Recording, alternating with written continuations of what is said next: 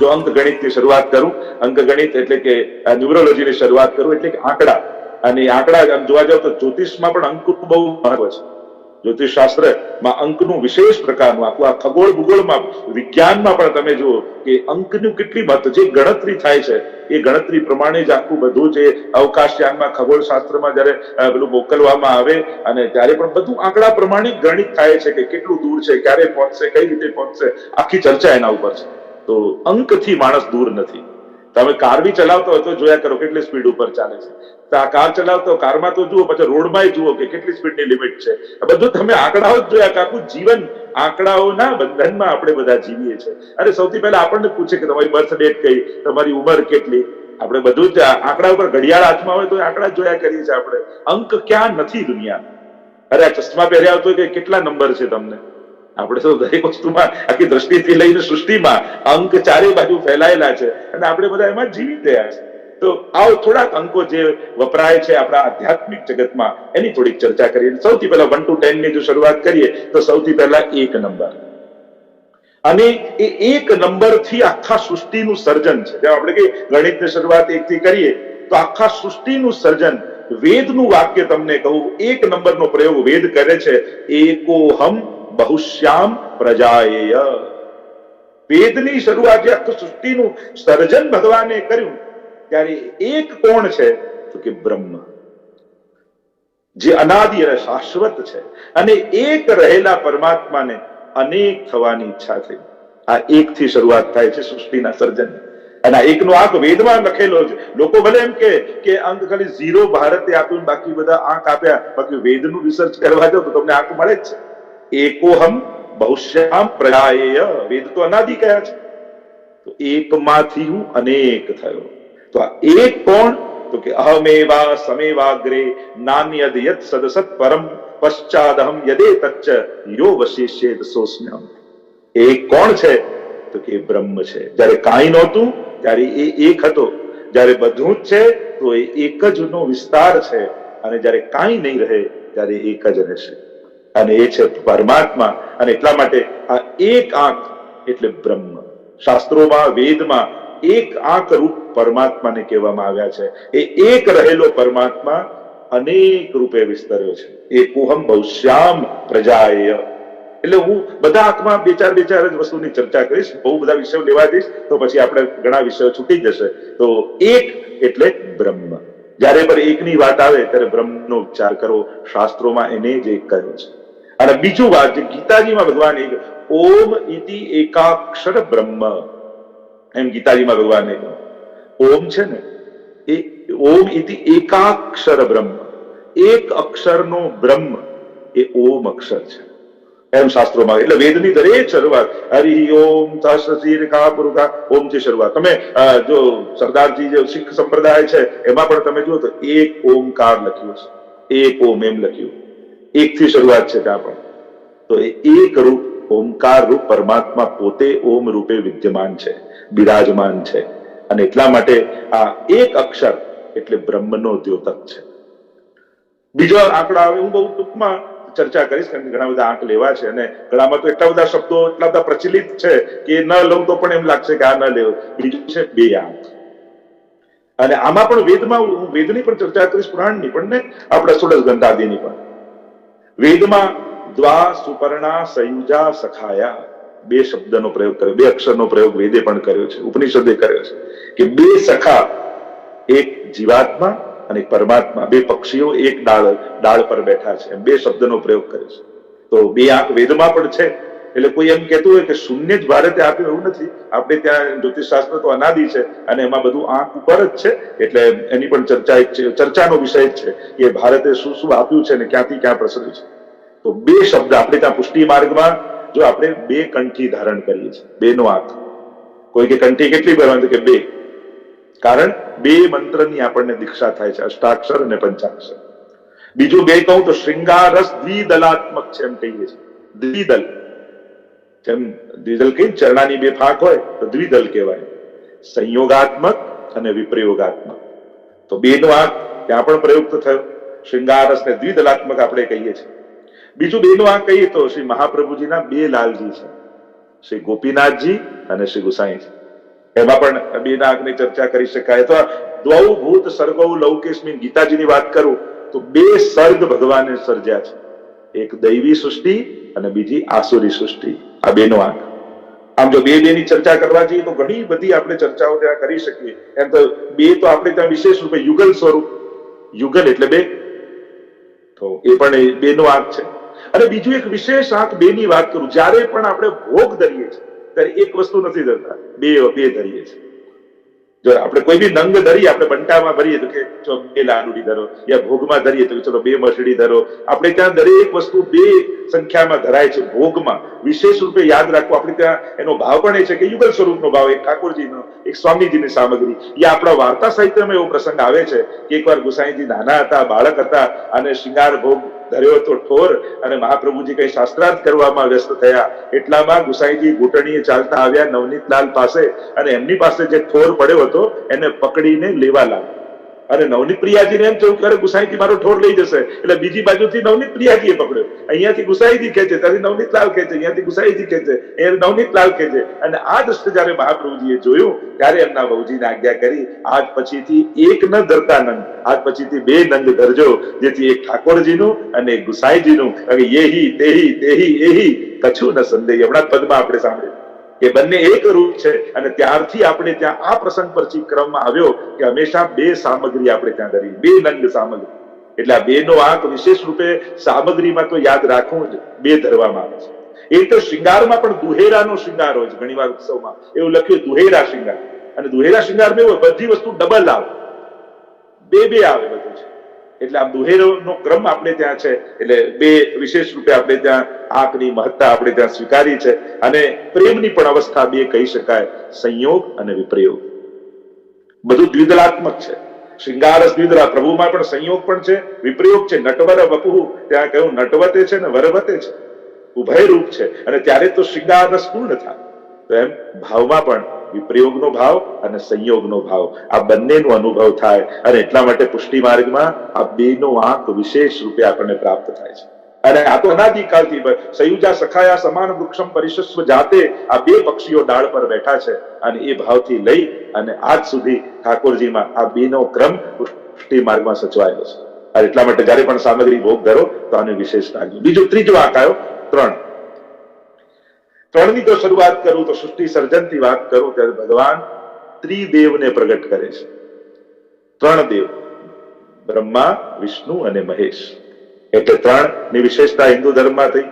બીજી ત્રણ ની વાત કરો તો પ્રકૃતિના ત્રણ ગુણ આપણા શાસ્ત્રોમાં બતાવ્યા, સત્વ, રજ અને તમ. આ ત્રણ ગુણ. પરમાત્માના સ્વરૂપની વાત કરો તો સચ્ચિદાનંદ રૂપાય. આપનું રૂપ કેવું છે? સત, ચિત અને આનંદ રૂપ. એમાં પણ ત્રણ. પ્રભુના સ્વરૂપની વાત કરો તો ત્રણ પ્રકારના સ્વરૂપની મહાપ્રભુજીએ વાત કરી. પ્રભુનું આદિ ભૌતિક સ્વરૂપ, આધ્યાત્મિક સ્વરૂપ અને આદિ દૈવ. જો આ બધા હું શબ્દો બોલી રહ્યો છું, એનો વિસ્તાર કરવા સમજાવવા જવું તો ઘણો સમય જાય. એટલે હું ખાલી તમને ટ્રેલર જ બતાવું છું. એટલે તમે નાનામાં સમજો નહીં તો મારું અંક ગણિત બાજુ પૂરું નહીં થાય, અડધું રહી જશે આપણું. એટલે હું એટલે થોડો ફાસ્ટ જઈ રહ્યો છું, કારણ કે એ બધા શબ્દોને બહુ ડિટેલમાં નહીં જવું. પણ સ્વરૂપની ત્રણ પ્રકારની આપણે ત્યાં દુઃખની પણ કહ્યું ને, ત્યાં વિવેક દરિયાશ્રમ બતાવ્યું, ભૌતિક દુઃખ, આધ્યાત્મિક દુઃખ, આદિ ત્રિદુઃખ સહનમ ધૈર્યમ.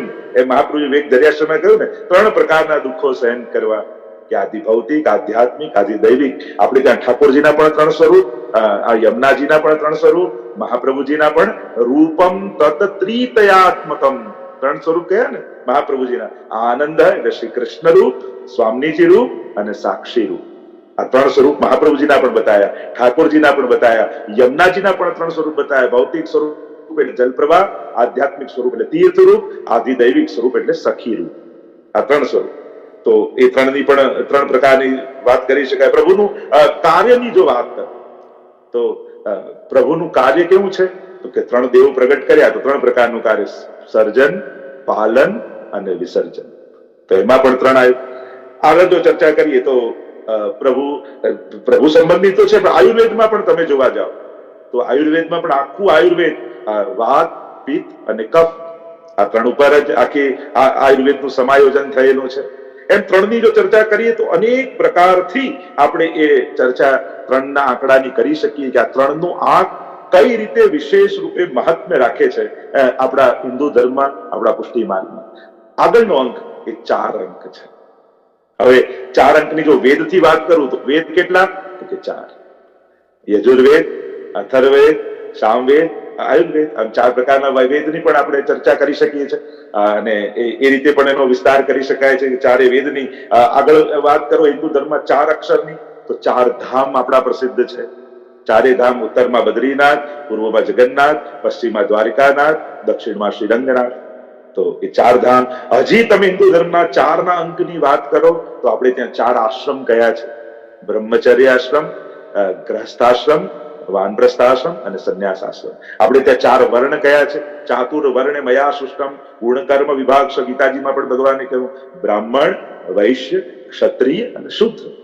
આ 4 વર્ણ. અને આ 4 વર્ણ પર તો લોકો ઘણી વાર લોકો ટીકાય કરતા હોય, નિંદાય કરતા હોય, ઘણા પ્રકારની. પણ એક વસ્તુ યાદ રાખો, એ અમેરિકા હોય કે ઇન્ડિયા હોય, આ 4 વર્ણ બધે જોઈએ છે. દરેક ને આ ભેદભાવ કરી ખોટી વાત છે. બાકી દરેક દેશને ચલાવવા ટીચર્સ જોઈએ, એટલે બ્રાહ્મણ જોઈએ જે એજ્યુકેટ કરી શકે લોકોને, બિઝનેસમેન જોઈએ, વૈશ્ય જોઈએ, ધંધો ઇકોનોમી એનાથી ચાલે, ક્ષત્રિય સિપાહી જોઈએ સુરક્ષા માટે, શુદ્ર એટલે સર્વિસ ડિપાર્ટમેન્ટના લોકો. અને એ રીતે 4 ડિપાર્ટમેન્ટ તો દરેક દેશને, સમાજને ચલાવવા માટે કોઈ આ 4ને માને ન માને પણ જોઈએ જ છે, નગર ચાલે છે ક્યાં. પણ ગુણ કર્મ વિભાગ છે. તો આપણે ત્યાં જાતિ વ્યવસ્થા જુદી છે ને વર્ણ વ્યવસ્થા જુદી છે. એટલે આપણે ત્યાં જો અમુક જ્ઞાતિઓ આ બ્રહ્મ ક્ષત્રિય જ્ઞાતિના જેમ કહીએ ને, તો બ્રાહ્મણ એટલે ક્ષત્રિય બ્રાહ્મણ થયા કે ને, આ બ્રહ્મર્ષિ છે. વિશ્વામિત્ર એમ ક્ષત્રિય હતા, બ્રાહ્મણ થઈ ગયા. એટલે કે વર્ણ અપગ્રેડ થઈ શકે છે એના ગુણ અને કર્મ દ્વારા. એવા ઘણા તમે પ્રકાર જોશો. પરશુરામજી એમ બ્રાહ્મણ હોવા છતાં ક્ષત્રિય જેવા કર્મો કરે છે. એમ ઘણું તમે જયારે ચર્ચા શાસ્ત્રોનું અધ્યયન કરો છો તો વર્ણની વ્યવસ્થા એના ગુણ અને કર્મ પ્રમાણે ચેન્જ થાય છે. પણ પાછળથી ભારતીય સમાજમાં શું થયું? વર્ણ વ્યવસ્થા અને જાતિ વ્યવસ્થા એવી એકબીજામાં ગૂંચવાઈ ગઈ કે સમાજ કન્ફ્યુઝ થોડો થઈ ગયો અને એની સ્પષ્ટતા કરી ન શક્યો. એને કારણે ઘણીવાર એને નિંદાનો પણ ભોગ બન્યો. પણ ભગવાન સ્પષ્ટ કહે છે ચાતુર વર્ણે મયા શુટ ગુણ કર્મ વિભાગ સર. ગુણ કર્મનું આ સમાયોજન છે, આ આયોજન છે, આ ભાગલા નથી, આ વ્યવસ્થા છે. તો જે 4ની આપણે ચર્ચા કરી રહ્યા છીએ, તો 4 વર્ણ, 4 આયુધ. આપણા ભગવાન દ્વારકાધીશ તમે જુઓ 4 આયુધ ધારણ કરે છે. આયુધ એટલે હથિયાર હાથમાં હોય છે ને, શંખ, ચક્ર, ગદા અને પદ્મ. 4 આયુધ ઠાકોરજી ધારણ કરે છે. તો એ પણ 4ની ચર્ચા આપણે કરી શકીએ. હજી જો 4નું જોવા જાવ તો આપણે નિત્ય લીલાની જો ચર્ચા કરીએ આપણા ભાવાત્મક જગતની, તો 4 યુથ.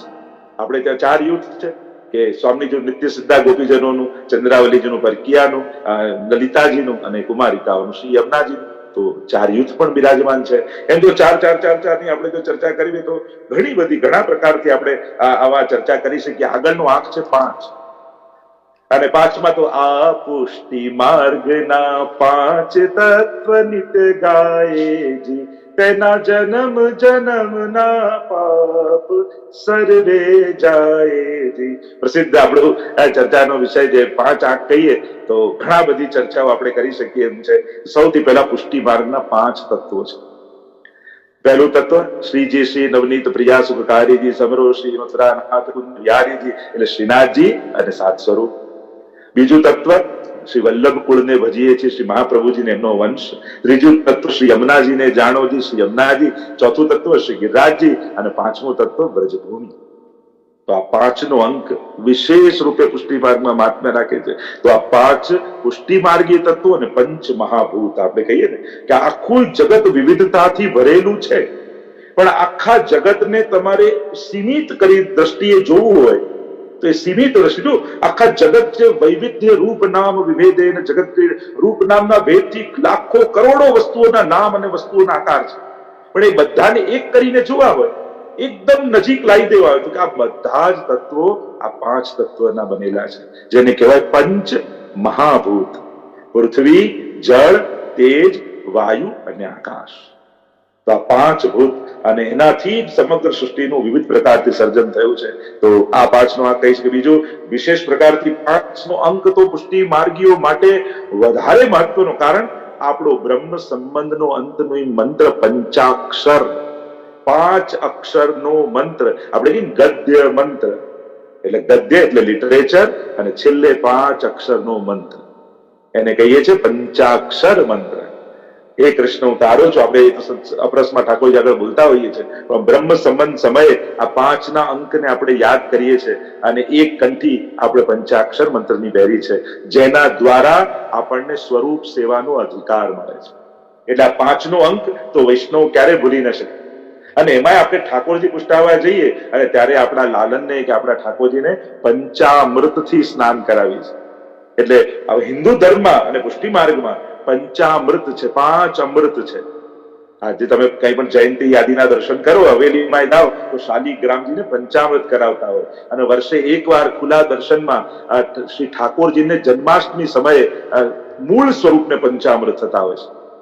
તે 5 દૂધ, દહીં, ઘી, બુરું અને શહેદ, આ 5 અમૃત માનવામાં આવે છે અને એને કહીએ છીએ પંચામૃત. તો પંચાક્ષર, પંચામૃત, અને પાછું તમે રોજ સેવા કરવા જાઓ એટલે ટીપણી ખોલો, એને શું કહેવાય? પંચાંગ. 5 અંગ આપણે કહીએ ને કે આ ટીપણીમાં તિથિ, કરણ, નક્ષત્ર, યોગ અને વાર, આ 5 અંગો હોય અને એને એટલા માટે એને કહેવાય પંચાંગ. આપણે રોજ તિથિ જોઈએ, વાંચીએ, આજે આ એકાદશી છે, આજે બારસ છે, અને એ જોયા પછી આપણે સેવાક્રમની પુસ્તક જોઈએ અને કહીએ અચ્છા આ તિથિ આ છે તો આજે કયા વસ્ત્ર આવશે, કયા શૃંગાર આવશે, કયો ઉત્સવ આવશે, અને એ પ્રકારે આપણા ઠાકોરજીને આપણે સેવા કરતા હોઈએ છીએ. અને એટલા માટે પંચાંગ. તમે એક 5નું તમે જોતા જાઓ તો ઘણી બધી આપણે રાસ પંચાધ્યાયી આપણે કહીએ ને, રાસ પંચાધ્યાયી 10મ સ્કંદના 5 પ્રાણ છે અને એ 5 અધ્યાયમાં ઠાકોરજીએ 5 પ્રકારથી રમણ કરી અને સ્વસ્વરૂપનું દાન બ્રજભક્તોને કર્યું, એટલે એને કહેવાય છે રાસ પંચાધ્યાયી. 5 અધ્યાય રાસના, અને એનાથી તો આખું પુષ્ટિ માર્ગનું હાર્દ એ પંચાધ્યાયીમાં રહેલું છે. આ પંચાક્ષર મંત્ર પણ આપણને ત્યાંથી જ પ્રાપ્ત થયો છે કે જે ગોપીજનોએ ઠાકોરજી આગળ અભિવ્યક્ત કર્યો, અને એટલા માટે 5નો આંક તો પુષ્ટિ માર્ગ આખો આ 5 અક્ષરમાં સમાહિત છે. કારણ કે અષ્ટાક્ષરથી શરૂ થાય છે, પંચાક્ષરમાં આપણો વિરામ પામીએ છીએ. એટલે એમાં પણ હિન્દુ ધર્મમાં પણ તમે જો ચર્ચા કરવા જાઓ તો હિન્દુ ધર્મના જે વૈદિક મંત્રો અને વૈદિક ધર્મો છે એમાં પણ અનેક પ્રકારની ચર્ચાઓ છે કે 5 પ્રકારના યજ્ઞ બતાવે છે. આપણે ત્યાં આ 5 યજ્ઞ નિયમિત જૈવે કરવા જોઈએ. એમાં પણ 5 પ્રકારની હિંસા જીવને થાય છે અને એનાથી 5 પ્રકારનું પ્રાયશ્ચિત શાસ્ત્રોમાં બતાવ્યું છે. એની હમણાં હું ચર્ચા નહીં કરું, પણ એ પણ એક હિન્દુ ધર્મની પ્રણાલિકામાં આવે છે કે આ 5 ભૂત યજ્ઞ, દેવ યજ્ઞ, ઋષિ યજ્ઞ, આ બધા 5 પ્રકારના યજ્ઞો દરેક ગ્રહસ્થે કરવા જોઈએ, એવી ચર્ચા છે. અને 5 પ્રકારની હિંસારોધ થાય છે સામેણીમાં, ઘંટીમાં, એમાં એમ શાસ્ત્ર બતાવે છે. એના 5 પ્રકારના પ્રાયશ્ચિત બતાવ્યા છે. એટલે 5નો આંક તો વિશેષ રૂપે ઘણી બધી રીતે આપણે, અને મહાપ્રભુજી ત્યારે બ્રહ્મ સંબંધની આજ્ઞા ઠાકોરજીએ કર્યું ત્યારે તો બ્રહ્મ સંબંધ કરણા સર્વેશામ દેહ જીવયો સર્વ દોષ નિવૃત્તિ દોષા પંચવિધા સ્મૃતા. ષોડશ ગ્રંથને જોવા જાવ તો જીવમાં કેટલા દોષો રહેલા છે? તો કે 5. દેહ જીવયો એટલે દેહના 5 દોષ અને જીવના 5 દોષ, આ બંનેને 5 દોષ લાગેલા છે. તો જીવના 5 દોષ કયા છે? તો કયું? જે 10મ સ્કંદમાં મહાપ્રભુજી પંચ પરવા અવિદ્યા બતાવી છે. પૂતના અવિદ્યા રૂપા, પૂતના આવીને અવિદ્યા રૂપ છે, અને 5 પ્રકારના અધ્યાસો મહાપ્રભુજી બતાવ્યા. એ 5 પ્રકારની અવિદ્યા કહેવાય: દેહાધ્યાસ, પ્રાણાધ્યાસ, ઇન્દ્રિયાધ્યાસ, અંતઃકરણાધ્યાસ અને સ્વરૂપ વિસ્મૃતિ. આ 5 અવિદ્યા જીવને લાગેલી છે અને ઠાકોરજી એક અસુરને મારી વ્રજભક્તોની આ બધી અવિદ્યા દૂર કરી રહ્યા છે. એ રીતે 5 પ્રકારની વિદ્યાનું પણ વર્ણન છે. અને દેહના જીવો તો સહજા દેશ કાલોત્થા લોક વેદ નિરૂપિતા સંયોગજા સ્પર્શજાશ્ચ ન મંતવ્યા કંચન. આ 5 પ્રકારના સિદ્ધાંત રસના દોષ બતાવે ને મહાપ્રભુજી. સહજા, સહજ જન્મની સાથે પેદા થનારા. દેશ કાલોત્થા, દેશના કાળના દોષો. લોકવેદ નિરૂપિતા, વેદ અને ધર્મશાસ્ત્રોમાં વર્ણિત કરેલા દોષો. સંયોગજા, બુદ્ધિપૂર્વક થતા દોષો. અને સ્પર્શજા, આમ 5 પ્રકારના દોષો લાગેલા છે અને એ બ્રહ્મ સંબંધ દ્વારા નિવૃત્ત થાય છે. તેમ 5ની જો આપણે ચર્ચા કરવા જઈએ તો ઘણી બધી પ્રકારથી આપણે 5 અક્ષરની ચર્ચા કરીએ. એટલે પુષ્ટિ માર્ગમાં આ 5નો આંક વિશેષ મહત્વ ધરાવે છે. એની આગળનો આંક આવે 6. ભગવાન આપણે કહીએ ને ષટ ધર્મ યુક્ત છે, ષટ ઐશ્વર્ય ભગવાનમાં છે. ષટ ધર્મ એટલે કયા? તો કે ઐશ્વર્ય, વીર્ય, યશ, શ્રી, જ્ઞાન અને વૈરાગ્ય. આ 6 ધર્મોને કહેવાય ભગ, અને ભગને જે ધારણ કરે એને કહેવાય ભગવાન. એટલે ભગવાન ષટ ધર્મ વાળા છે. ષટગુણ સંપન્ન આપણે કહીએ છીએ ને, અમારા પ્રભુ તો ષટગુણ સંપન્ન છે, 6 ગુણોથી સંપન્ન છે. એટલે કીર્તનોમાં છગન મગન પ્યારે લાલ કી જીએ ગલેવા, આપણે લાગે આ છગન મગન ઠાકોરજીનું નામ છે કે હા, છગન એટલે 6 ગુણમાં જે મગન છે એ છગન મગન છે. હાલોલમાં તો છગનલાલજી વિરાજે છે. હાલોલના કોઈ વૈષ્ણવ તો ઠાકોરજીનું નામ જ છગનલાલની હવેલી ત્યાં વિરાજે છે. આપણે ત્યાં કીર્તન સાહિત્યમાં આવે છગન મગન પ્યારે લાલ કીજીએ કલેવા. તો 6 ગુણ જે પરમાત્મામાં છે ને એને કારણે ભગવાન ઐશ્વર્ય એટલે એનું શાસન, ઈશ શાસને મતે વીર્ય, એના જેવો બળવાન કોઈ નથી. યશ, એનો યશ સર્વત્ર ફેલાયેલો છે. જ્ઞાન એ સર્વજ્ઞ છે. અને શ્રી લક્ષ્મીજી તો ચરણોની દાસી છે, છતાંય વૈરાગ્ય બધું હોવા છતાં પ્રભુ કશામાં આસક્ત નથી. તો આ ષટગુણ પરમાત્માની અંદર બિરાજમાન છે. 6 ની વાત કરો તો આખો સેવાક્રમ જે વર્ષોત્સવનો ક્રમ છે, તો એમ કે ષટ ઋતુ આપણે ત્યાં છે, 6 ઋતુઓ છે. ગ્રીષ્મ, વર્ષા, શરદ, હેમંત, શિશિર અને વસંત. આપણે ત્યાં 6 ઋતુઓ છે ને. કટ ઋતુ રહત સદા લલિત બ્રજ દેશ ગિરિરાજ રાજે. આપણે તો પદ સાહિત્યમાં કહીએ ગિરિરાજજીની ભીતર નિત્ય 6 ઋતુ બિરાજમાન છે. અને 6 ઋતુ ઠાકોરજીની સેવા કરવા માટે સખી બનીને આવે છે. અને એટલા માટે ષટ ઋતુ એટલે આપણે ત્યાં નિત્યનો સેવાક્રમ અને વર્ષોત્સવનો સેવાક્રમ, જેવી ઋતુ આવે એ પ્રકારે આપણો રાગ ભોગ અને શૃંગાર થઈ જાય. અને એટલા માટે ષટ ઋતુની આપણે ત્યાં મહત્તા છે. એમ જ ષટ રસ ભોજન સાહિત્યમાં એની પણ ચર્ચા આપણે ત્યાં છે કે 6 પ્રકારના રસો શાસ્ત્રોમાં બતાવ્યા છે. એ રીતે મહાપ્રભુજીએ 6 પ્રકારની શરણાગતિ બતાવી છે. અનુકૂલ સંકલ્પ, પ્રતિકૂલ વિસર્જનમ, કરિષ્યતિ વિશ્વાસો, ભર્તૃત્વે વર્ણમ યથા, આત્મનૈવેદ્ય કાર્પણ્ય, ષડવિધા શરણાગતિ. 6 પ્રકારની શરણાગતિની ચર્ચા મહાપ્રભુજી કરે છે. અને એ પણ એટલું અદભુત છે કઈ રીતે આપણી શરણાગતિ દ્રઢ થાય અને કેવા વિચારધારાથી શરણાગત થવાય. અનુકૂલ સંકલ્પ, પ્રભુને જે ગમે છે એને સ્વીકારતા જાઓ, પ્રભુને નથી ગમતું એનો ત્યાગ કરો. પ્રતિકૂલ વિસર્જનમ, કરિષ્યતિ તે વિશ્વાસો, રક્ષિષ્યતિ તે વિશ્વાસો, મારું એ સગળું કરશે એવો વિશ્વાસ. અવિશ્વાસો ન કરતા. મહાપ્રભુજીની સ્પષ્ટ આજ્ઞા છે કે વૈષ્ણવ ક્યારેય પણ ઠાકોરજી પર અવિશ્વાસ ન કરતા. સમજ ન પડે તો બુદ્ધિને ઉત્તમ કરવા જવાય, ભગવાનને નાના ન ગણાય. આપણે શું કહીએ, સમજ ન પડે તો આપણી બુદ્ધિને મોટી કરાય. આપણે તો ભગવાનને નાના કરવાની કોશિશ કરીએ કે પ્રભુમાં જ સામર્થ્ય નથી. આપણે તેમ જોઈએ ત્યારે ના, આપણી સમજ નાની છે. અને એટલા માટે આપણે કોઈ ચોપડી ન સમજાય તો એમાં ચોપડીનો વાંક કે આપણી બુદ્ધિનો વાંક. આપણે લોકો શું આવું કરીએ, આ તો કઈ સમજમાં આવે એવું જ નથી. બસ સમજમાં ના આવે એમાં ગ્રંથનો વાંક નથી, આપણી બુદ્ધિનો વાંક છે કે આપણે સમજી નથી શકતા. એમ કહેવાય કે મારી સમજ નાની છે, મને સમજમાં નથી આવતું. આપણે તો પેલાને બાળી જોડીને મૂકી દઈએ કબાટમાં કે આ તો સમજાય એવું નથી. વાંક ગ્રંથોનો નથી હોતો.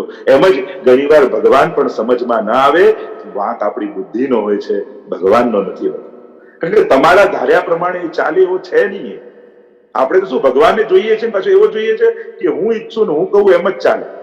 તો એવો ભગવાન તો આ દુનિયામાં નથી. ભગવાન પ્રમાણે આપણે ચાલવું પડે. ઘણા લોકો કે આ ઠાકોરજી અમારા ઘરે પ્રગટ થઈ જાય, એને સાચવી શકો એમ છો ખરા?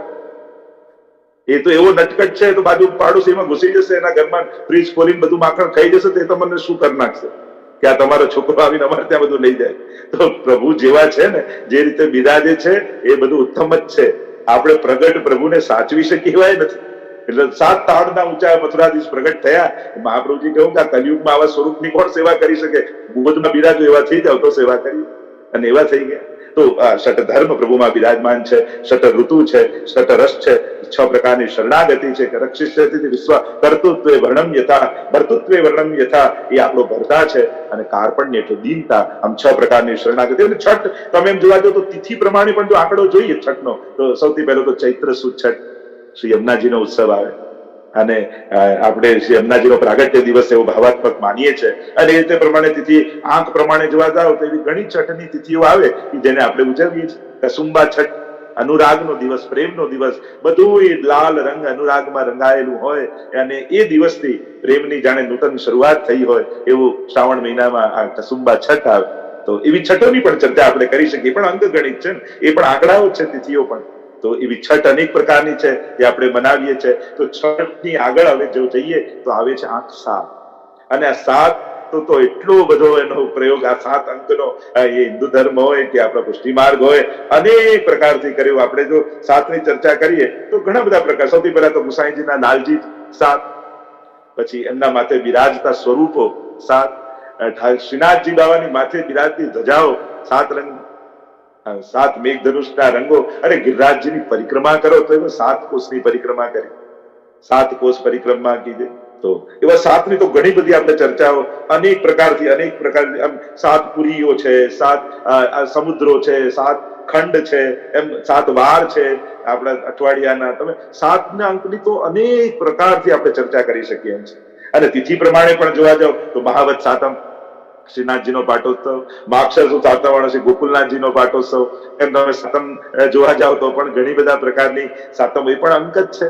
તો 7નું આંક તો વિશેષ રૂપે પુષ્ટિ માર્ગમાં, કારણ ષટ ધર્મ અને છઠ્ઠું ધર્મી એમ કરીને 7 થાય છે. એટલા માટે વિશેષ રૂપે 7નો અંક, જેમ વેણુમાં પણ તમે જોવા જાવ તો 6 બિંદુ અને 7મું, એટલે આખું વેણુ રૂપ વલ્લભકુલનો પરિવાર, ગુસાઈજીનો પરિવાર, કારણ કે એ આખું એની પણ ચર્ચા આપણે ત્યાં કરવામાં આવી છે, ધર્મી રૂપ અને 6 ધર્મ રૂપ. અને એટલા માટે 7નો આંક વિશેષ રૂપે કહેવાય છે, કારણ કે અહીંયા કેવલ ધર્મ નથી, અહીંયા ધર્મી પોતે પણ છે. અને એટલા માટે 7ના આંકને પુષ્ટિ માર્ગમાં વિશેષ રૂપે ગાવામાં આવ્યો છે. આગળ જો વિચારવા જઈએ તો 7ની આગળ અંક આવે 8, અને 8ના આંકની પણ એવી જ પ્રકારની ચર્ચાઓ અનેક પ્રકારથી. સૌથી પહેલા જો તો શ્રી યમુનાજીની અષ્ટ સિદ્ધિઓ, સકલ સિદ્ધિ હેતુ મુદા અષ્ટ પ્રકારના ઐશ્વર્યોની ચર્ચા યમુનાષ્ટકમાં કરવામાં આવી, કે 8 શ્લોકમાં 8 પ્રકારના ઐશ્વર્યોની ચર્ચા થઈ છે. અને શ્રી યમુનાજી 8 પ્રકારની સિદ્ધિઓના દાન, 4 સંયોગાત્મક અને 4 વિપ્રયોગાત્મક. શ્રી ગુસાઈજીની આદિની ટીકાઓમાં એની ઘણી બધી વિસ્તારથી ચર્ચા છે, પણ આપણે બધા જાણીએ છીએ કે શ્રી યમુનાજી સર્વ સિદ્ધિના દાતા છે. તો 8 પ્રકારની સિદ્ધિઓ જે ગણાવી છે, સંયોગાત્મક એટલે સંયોગ સમયની અને વિપ્રયોગ સમયની, 8 પ્રકારની સિદ્ધિની દાન શ્રી યમુનાજી કરે છે. 8નો જો આંક કહું તો આપણને 1.25 મહિનાના થયા અને ખોળામાં લઈને વલ્લભકુલ પાસે લઈ ગયા, અને એમણે કાનમાં અષ્ટાક્ષર મંત્ર આપણને કહ્યો. 8 આંકનો મંત્ર, જે સૌથી પહેલા મંત્રની આપણને દીક્ષા થાય છે, એ 8નો આંકડો આપણી સાથે સૌથી પહેલો જોડાય છે. જ્યારે પણ આપણે જઈએ છીએ 1.25 મહિનાના જે નાના હોઈએ અને વલ્લભકુલ ગામમાં બિરાજતા હોય એટલે ગોદમાં બેસાડીને આપણને લઈ જવામાં આવે કે આને નામ નિવેદન કરો. એટલે 8નો આંક આપણી સાથે પહેલા જોડાય છે. અને એ આંક શ્રી કૃષ્ણ શરણમ મમ, આ 8 અક્ષરનો અષ્ટાક્ષર મંત્ર આપણને કહેવાય છે. તો એ રીતે પણ 8 છે. અષ્ટ સખાઓ આપણા 8, જે ઠાકોરજીની આગળ કીર્તન કરે છે, આખું કીર્તન સાહિત્ય જેને પ્રદાન કર્યું છે, એ પણ 8નો આંક એ છે અષ્ટ સખા. 4 સેવક મહાપ્રભુજીના, 4 ગુસાઈજીના. બહુ એમની ચર્ચા તો નહીં કરું, પણ ટૂંકમાં બધો તમને પરિચય મારે કરાવો છે. અને એટલે 8 અષ્ટ સખા. એ રીતે ઠાકોરજીની અષ્ટયામ સેવા, 8 દર્શન આપણે કરીએ છીએ, મંગળાથી લઈ અને શયન સુધી. 8 તમે જો તો તમે મંગળાથી શરૂ કરો અને છેક શયન સુધીના 8નો આંક કરો તો એ પણ 8 સમયના દર્શન, આ અષ્ટયામની સેવા. અને એ પ્રકારથી આપણે ઠાકોરજીને લાલ લડાવતા હોય છે. અષ્ટયામની આખી જે ભાવના છે, મંગળાથી શરૂ થાય અને એક ભોગ આવતા જાય અને ભક્તો દર્શન કરતા જાય, એ પ્રકારનું આપણું ત્યાં વિધાન